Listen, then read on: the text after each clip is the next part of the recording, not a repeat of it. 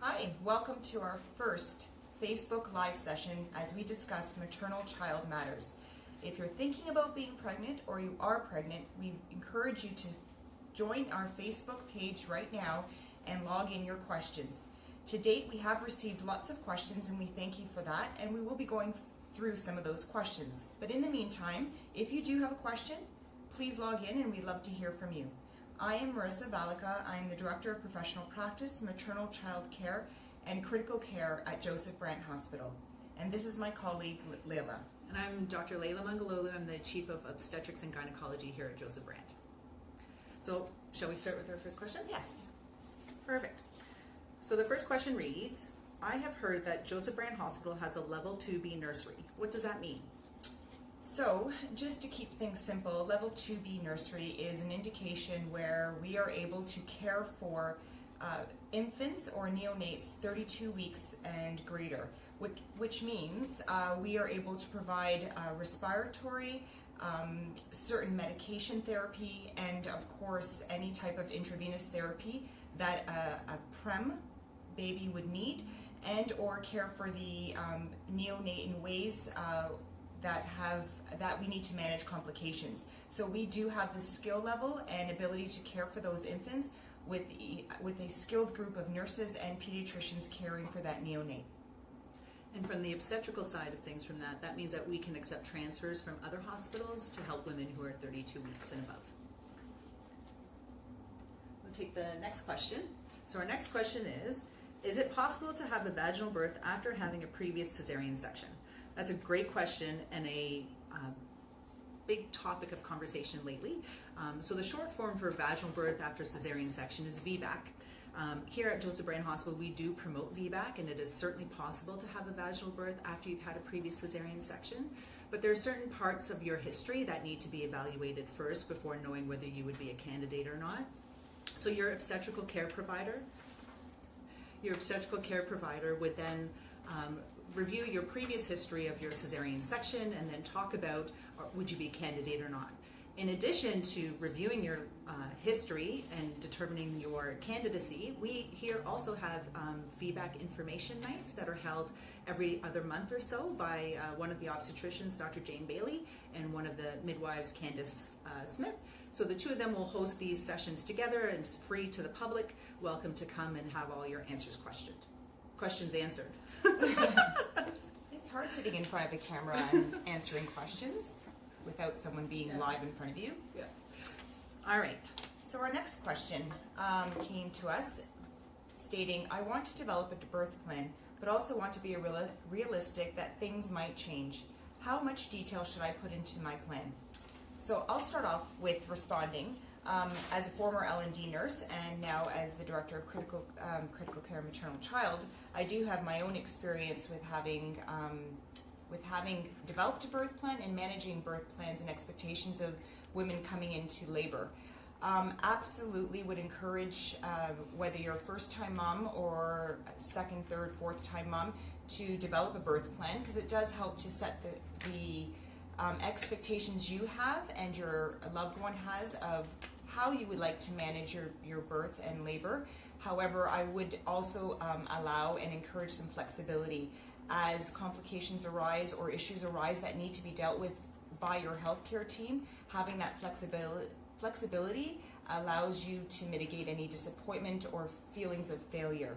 So as much as I encourage birth plans, I also encourage you to get to know your healthcare team when you come in and move through your labor with openness and willingness to try and attempt a variety of different labor supports. And from obstetrical care provider perspective, so it could be any of your care providers, whether midwifery, family medicine, or obstetrics. We encourage to discuss women's expectations and what they would like and expect in their labor process. Part of our admission package that you get does have a preliminary birth plan in there with some information, but you're also welcome to navigate your own and write up something. My experience has been that we're all open to discussing what women want and what families want. Our view is that we want a safe mom and a safe baby at the end of the journey, and although things may be written onto a birth plan, it is, as Marisa had said, possibility that other unexpected events can occur, but those will all be reviewed and discussed with you thoroughly, obviously, before any intervention would occur. But certainly, safe mom, safe baby is the end point of any birth plan for any of us here on labor and delivery. Absolutely, I agree.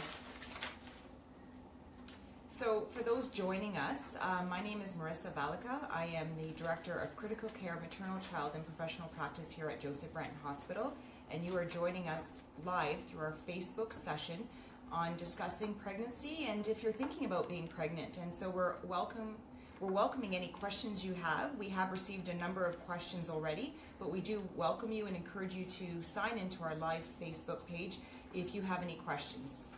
And I'm Dr. Leyla Mangaloglu, and I'm the Chief of Obstetrics and Gynecology here at Joseph Brant Hospital. So we just received a question from Karen. Thank you, Karen, for spending your time with us and sending in your question. What Karen writes is, if I need an episiotomy and don't have an epidural, will I get a local? So there's a number of ways to navigate this process. We traditionally don't routinely give episiotomies, but certainly there are some clinical circumstances where that would be needed or indicated. Certainly local anesthetic is available. We generally would inject into the perineum prior to making the incision for the episiotomy, and certainly local anesthetic, abundance of it will be used afterwards in order to keep you comfortable while we do the repair as well. For women who need an episiotomy, most women will have a tear naturally with a vaginal delivery.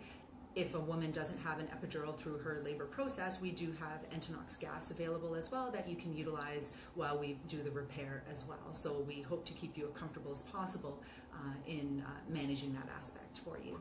I hope that answered your question. We received another question from Shannon. Thank you, Shannon, for watching and participating. Question reads, how does the hospital / labor and delivery department feel about using doulas? So from a nursing perspective, absolutely welcome any supports that are pertinent and encouraged and also valued to the woman and family who are coming into the labor and delivery department. I think it's really important to ensure that you personalize your experience, and on our end we do our best to ensure that we support all needs and expectations and those individuals that you feel are going to help you and support you through your labor process. So yes, we do welcome doulas. We have a large group of participation from doulas, midwifery, and other extended supports that we do welcome into the program and into our birth experience. It is your experience and we want to be sure to help support you with that. So thank you, Shannon, for that. I hope we did respond to your question. I don't know, Leyla, if you had any other questions or response. The other thing I wanted to mention from an obstetrical standpoint, of course, we encourage women to have the support people necessary for them, including doulas. Of course, they are welcome onto the unit.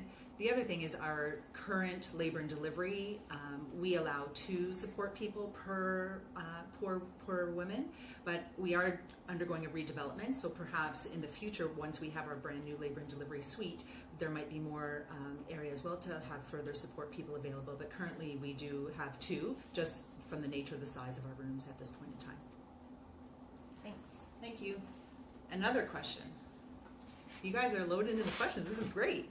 Yeah. Do C-section deliveries accommodate skin-to-skin breastfeeding right after delivery? That's a fantastic question. So at any delivery, we encourage skin-to-skin, vaginal delivery and or cesarean section. So typically what happens, and we also do delayed cord clamping. So once the baby is delivered, provided that the baby is happy and healthy at the time of the delivery, at the time of C-section, we allow the delayed cord clamping to occur. After we traditionally do it to a minute, but the evidence suggests any time after 30 seconds is sufficient.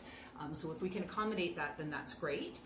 Once the baby then traditionally gets passed over to the nurse looking after the woman at the time of C-section, just to get kind of cleaned up, looked at, and then right away then brought to mom skin to skin. So as I'm doing my job on the other end of the curtain, finishing up the cesarean section, then the baby is on skin to skin on mom, and sometimes we kind of move our stuff back so that we can accommodate that. And as long as mom is feeling well to do that, then absolutely.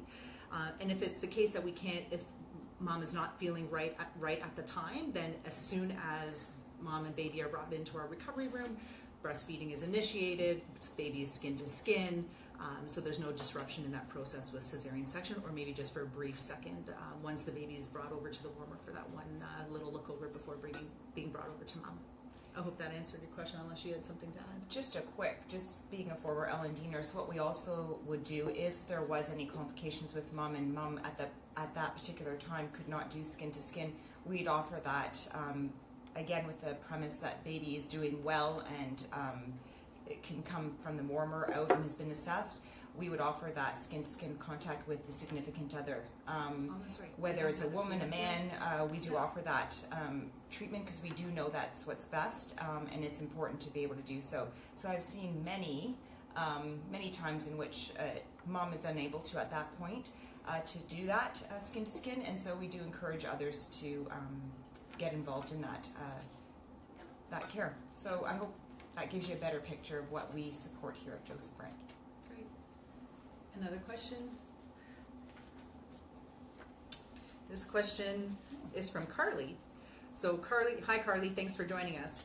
I'm currently 36 weeks and having period-like cramps as well as pelvic pressure, also mucus plug loss. What does that mean?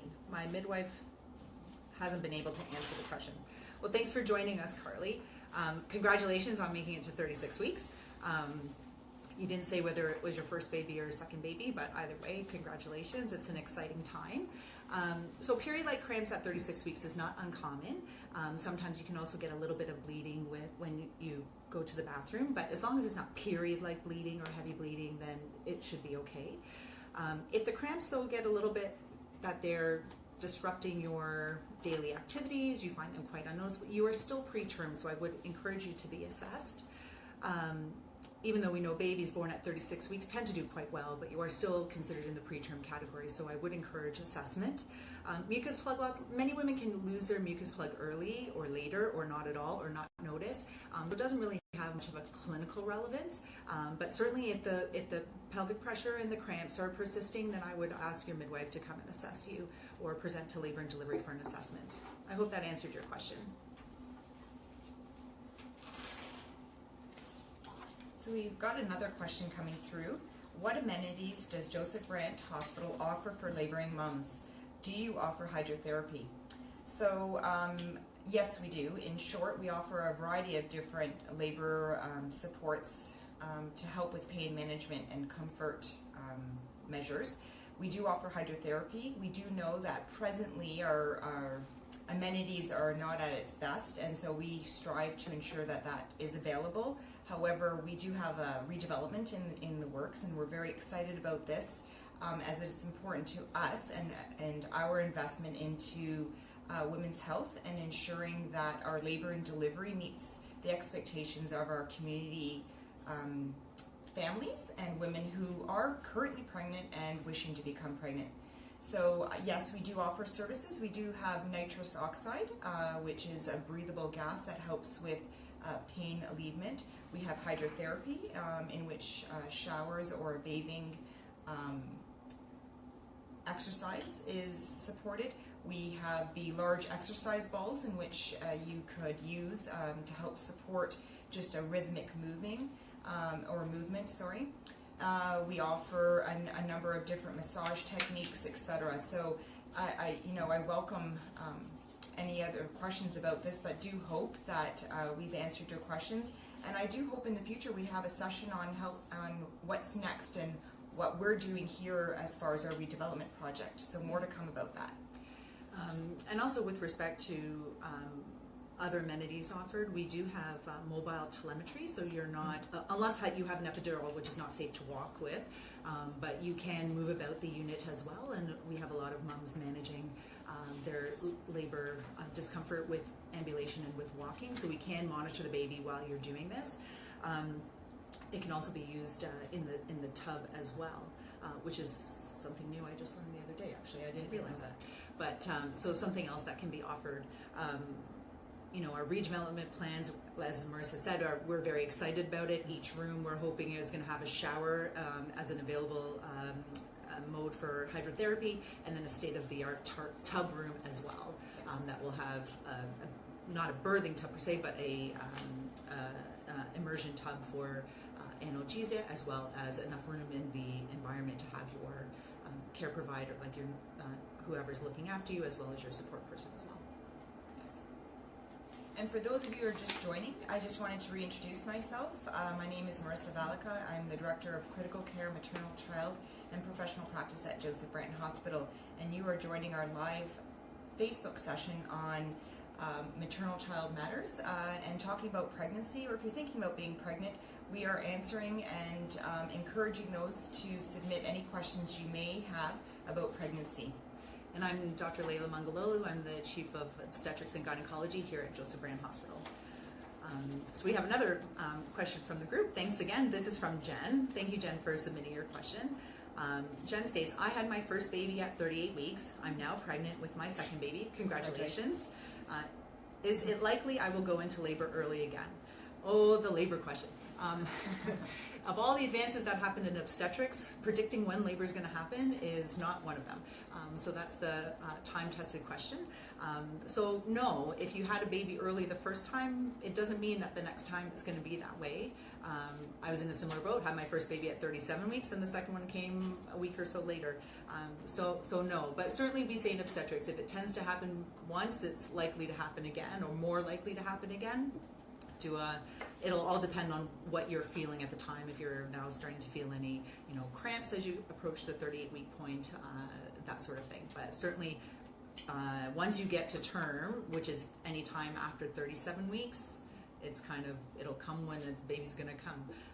So I hope that answered your question. I'm sorry it's not definitive because we have nothing to predict it, but great. Thank you for sending your question in. Okay, we just got another question submitted from Alicia. Is there currently a ban or any limitations on older siblings visiting the hospital after delivery due to flu season? That's a really good question. No, we don't have a ban per se, but we do take into consideration individual situations in which someone, whether that be the patient, the family member, are ill.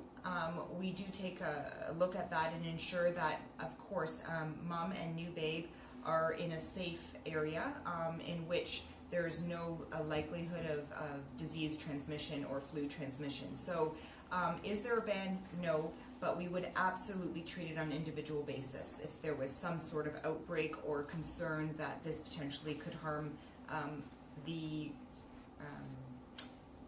recoup of mom and babe.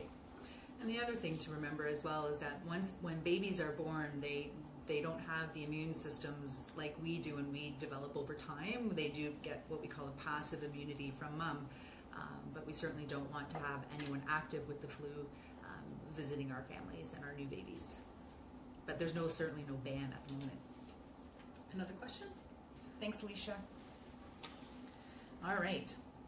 My partner and I have been trying to get pregnant for about 6 months. At what point should we seek assistance from a fertility specialist? Well, that's a great question. The other thing is that there's, to be a little bit more specific, there's some extra information that would be required.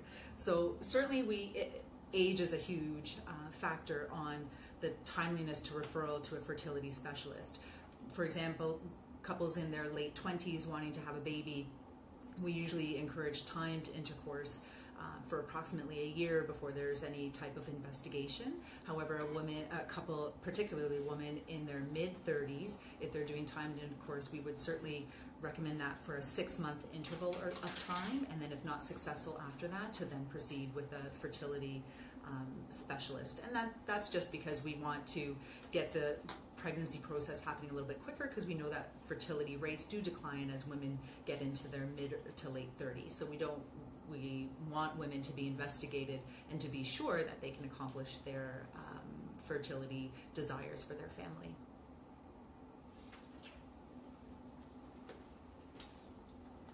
The next question, so we really appreciate all the questions coming in. Yeah. They've been great thus far, so thank you.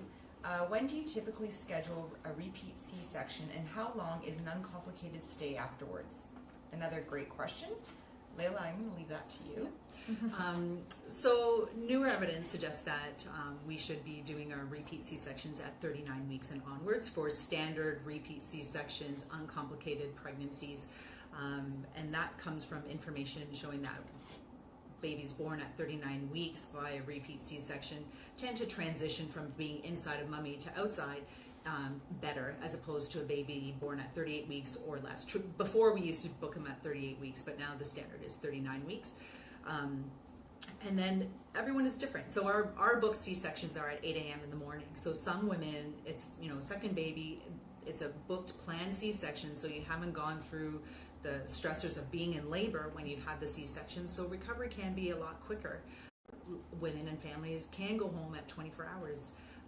And for sure, we make sure that baby is breastfeeding well, all the baby checks are done, mom is meeting her discharge criteria as well. But certainly eliminating the labor part of the equation with C-section helps make the recovery a lot quicker. But certainly all of the postpartum checks, obviously we make sure that mom and baby are both ready for discharge, but certainly it can be as soon as 24 hours post.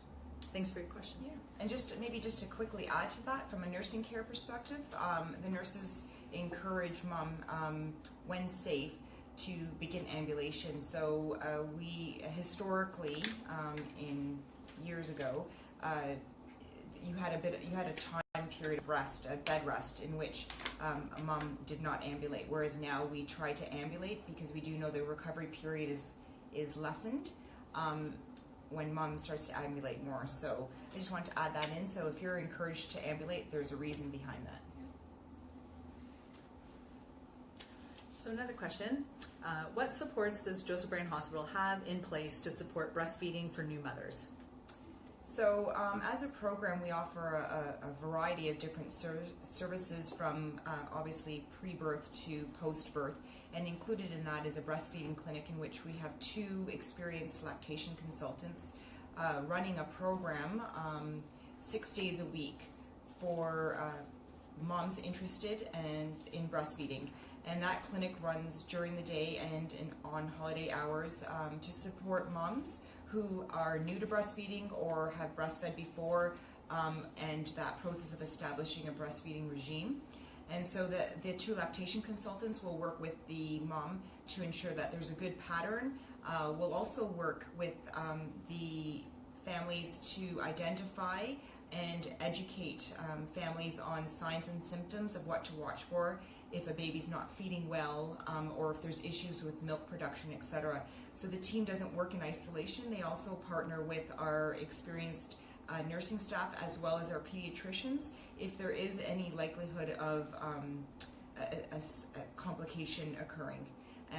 So I encourage those who are thinking of breastfeeding to really come out and maybe perhaps look at our clinic and be able to speak to one of our lactation consultants. They're wonderful. They're a great asset to the team. I couldn't agree more. I use the breastfeeding clinic myself with my second baby. But the other thing is that breastfeeding support doesn't just start once you leave the hospital. Like even in the room that you deliver your baby in, whether it's C-section and or standard labor room for a vaginal birth, breastfeeding is initiated right away. So our labor and delivery nurses are great supports in initiating early breastfeeding. Our postpartum nurses, once you transition from labor and delivery to postpartum, are excellent resource in helping you get breastfeeding established. The lactation consultants even come to the unit to see every woman. You don't have to just go to the breastfeeding clinic. They see you on the floor postpartum as well. And then once you're discharged from hospital, there is that breastfeeding clinic available as well, which is excellent. Doreen and Karen are amazing. So yes, I hope that answers your question. All right, so another question. What are the primary factors for a pregnancy to be considered high risk? I got married late in life and we are interested in starting a family. So that's a very relevant question, and thank you for it. We are seeing a trend now, like lots of women in reproductive age are, establishing their careers, and baby planning and fertility planning comes a little bit later, and that's not an uncommon practice. So there are certain indicators, both maternal, so mummy factors, and or baby factors that can make a pregnancy high risk.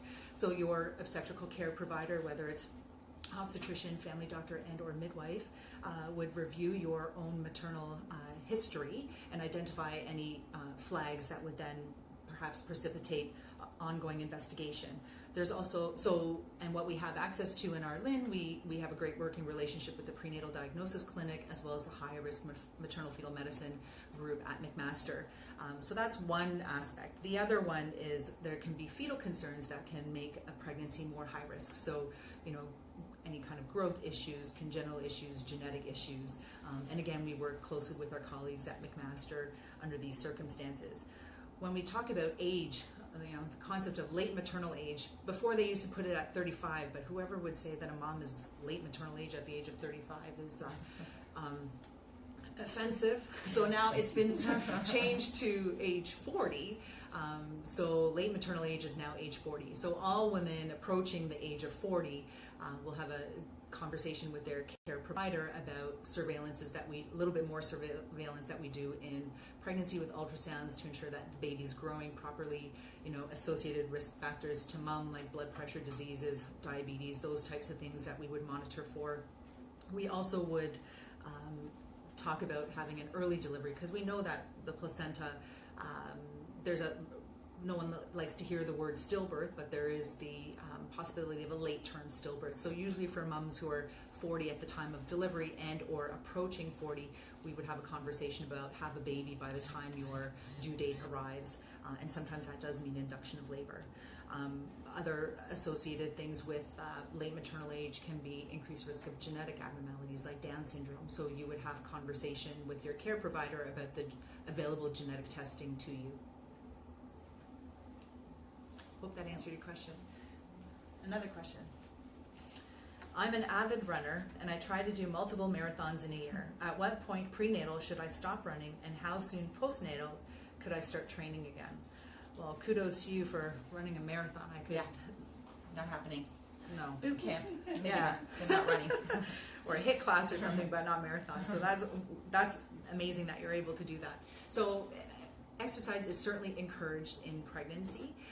If you look on the SOGC website, there's lots of patient information on exercise in pregnancy. But essentially, we want you to stay active, but not to overexert yourself. So pregnancy itself takes up a lot of our calories. And when you do significant training for marathons or other types of events, a lot of that calorie expenditure will be taken away then from baby. So the general rule of thumb is exercise to the point where you can have a conversation with somebody. I probably would, and be also considerate as your uterus starts to grow with baby, your center of gravity is going to change as well. So you don't want to do anything that you could fall or injure yourself and or then the baby as well. So we don't recommend running a marathon in pregnancy, but certainly exercise is encouraged to help eliminate other risks in pregnancy, like diabetes, for example. And then just keep it to the point that you're doing exercise, but not to the point where you are completely gassed at the end of it. Yeah, I agree. And it does, some form of exercise throughout your pregnancy does assist with an easier transition in labor. Absolutely. Again, that's a general statement, but I have noticed in my own experience that generally tends to happen. Someone who's a little bit more avid towards exercise tends to have an easier transition through labor and the stresses of labor. So I hope that answered your question. Again, for those of you who are joining us, my name is Marisa Vaglica. I'm the Director of Critical Care, Maternal Child and Professional Practice at Joseph Brant Hospital, and you are joining our live Facebook session on maternal child matters, and we are speaking today about pregnancy or thinking of getting pregnant and questions around those particular topics. And with me I have Dr. Leyla Mangaloglu. Yep, and I'm Dr. Leyla Mangaloglu. I'm the Chief of Obstetrics and Gynecology here at Joseph Brant. Thanks for joining us. Do you want to take? Yeah, I'll take the next one. So at what point should I start taking prenatal vitamins? Should I start while we're trying to get pregnant or once I am pregnant? So that's a great question. So we know some pregnancies are planned and some are not.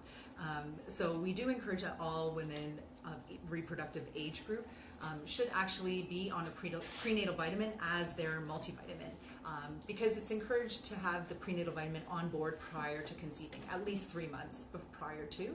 And one of the main ingredients in the prenatal vitamin is the folic acid. So for Generally, healthy women, 0.4 milligrams to 1 milligram of folic acid is contained in the prenatal vitamin, and that would be sufficient. And what folic acid will do is help with the development of the neural tube, so basically the brain and the spinal cord. So it's encouraged to have it on board beforehand.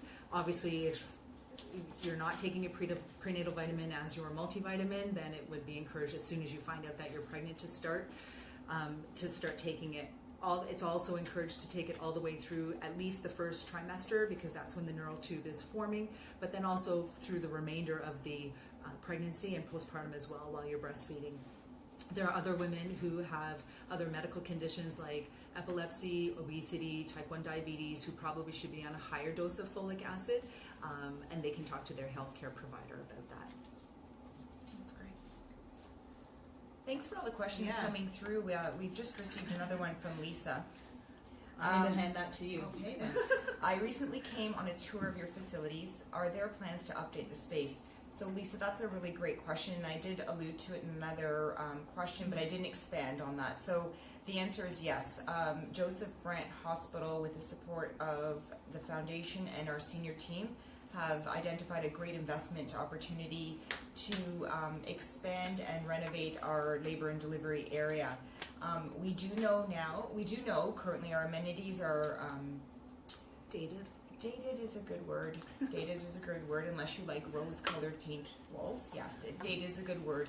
But we do keep our facilities nice and clean. However, there is absolute need for reconstruction and redevelopment, in which we are along that journey of designing at this point. And we do have the substantial support from our senior team and foundation to move ahead to do so. We have been avid cheerleaders to, along with the support of our programs, to have this completed. Our midwifery group, our physicians, our pediatricians, our nursing staff and allied health teams are all supportive in moving forward with our redevelopment project, and will all have a stakeholder role in the design of our new unit. Yeah, so our whole second floor, so labor and delivery is situated in the old tower, which is now referred to as the North Tower, is undergoing redevelopment. Our postpartum floor is complete. The new nursery is in the process and will be completing in the next few months. And then from my understanding, we're kind of next in queue, but the whole area will be a redeveloped maternal child area. So exciting times for our team to come. Yeah, and just to finish that, we're hoping that we'll have another session, perhaps maybe another live Facebook session on maybe focused on redevelopment, if that's the need. But just wanted to emphasize that our new space is looking at expanding our hydrotherapy amenities, as well as creating more of an open space for both families and the woman laboring, as well as connecting to our NICU, which is being currently in development, so that there's more of a transition space and I guess a less of a broken up model in which you probably just toured, and we're very separate at this point in time. So I hope that answered your question, Lisa, but yes, in short, we are. So another question, it says, I really would like to use a midwife. Does Joseph Brant Hospital support the use of midwives? In short answer, yes, we do. So we have a great midwifery team here, the Burlington and area midwives. There's a group of 14 of them, and they have a large volume of clients that come through Joseph Brant. They're an excellent team. We work very closely with them as the obstetricians. Our nursing team works well with them. So it's a very interdisciplinary team, and very seamless movements from midwifery care to obstetrics to nursing, all integrated together. So absolutely. And if you're interested in a midwife, then I would encourage you to look to the Burlington and area midwives. Great. We have another question coming through. I'll probably get Leyla to answer this, but should I refrain from drinking alcohol when trying to get pregnant?